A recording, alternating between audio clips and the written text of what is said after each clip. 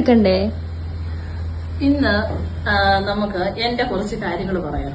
എങ്ങനെയാണ് ഞാൻ ഈ ഒരു മേഖലയിൽ വന്നെന്നുള്ള ഒരു ചെറിയൊരു സ്റ്റോറി പറയട്ടെ.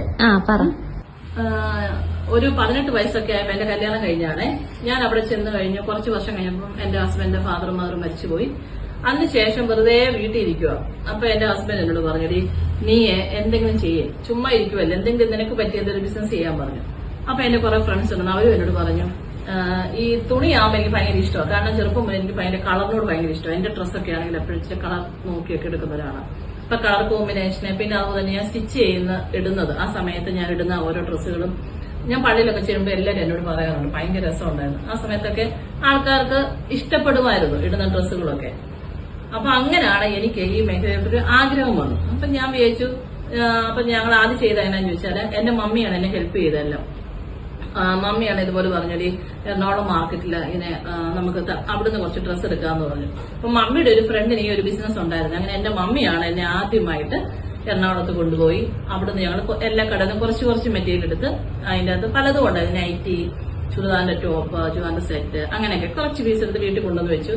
അന്ന് ആ സമയത്ത് എന്റെ ഫ്രണ്ട്സും എനിക്ക് കുറെ എന്റെ നമ്മുടെ അടുത്തുള്ള അയൽവാസികളും എല്ലാവരും എന്നെ സപ്പോർട്ട് ചെയ്തു. അങ്ങനെയാണ് സത്യം പറഞ്ഞ ഞാൻ ഇത് സ്റ്റാർട്ട് ചെയ്യുന്നത്.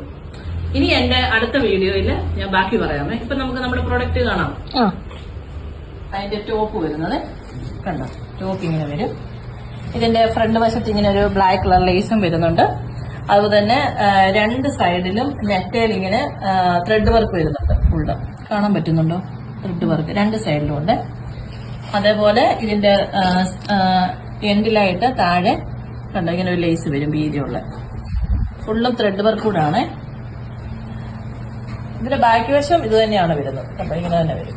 നല്ലൊരു ഫ്ലോറൽ പ്രിന്റ് ആണ് വന്നിരിക്കുന്നത്. പിന്നെ അതിന്റെ കൈയുടെ എൻഡിലും ചെറിയൊരു ലേസ് വരുന്നുണ്ട്. അതുപോലെ ഇതിന്റെ ഷോൾ എന്ന് പറയുന്നത് ഷോൾ കണ്ടോ, ഷോളിന്റെ എൻഡിലായിട്ടും ഇങ്ങനെ നല്ല വീതിയുള്ളൊരു വർക്ക് വരുന്നുണ്ട്. ത്രെഡ് വർക്കാണ് വരുന്നത്. ഈ രണ്ട് സൈഡിലും ക്രോഷ്യ വർക്ക് പോലത്തെ ലേസ് ആണ് വന്നിരിക്കുന്നത്. രണ്ട് സൈഡിലുണ്ട്. പിന്നെ ചെറിയൊരു ബുട്ടാസ് പോലെ ഇങ്ങനെ ഒരു ത്രെഡ് വർക്ക് വരുന്നുണ്ട്. അതേപോലെ ഇതിന്റെ ബോട്ടം എന്ന് പറയുന്നത് ഇതാണ്. നിങ്ങൾക്ക് ഇത് ഇഷ്ടപ്പെടുവാണെങ്കിൽ നിങ്ങൾ വാട്സാപ്പിൽ മെസ്സേജ് അയക്കണം. പിന്നെ ഞങ്ങളെ കോൾ ചെയ്യാവുന്നതാണ്. Okay, thank you.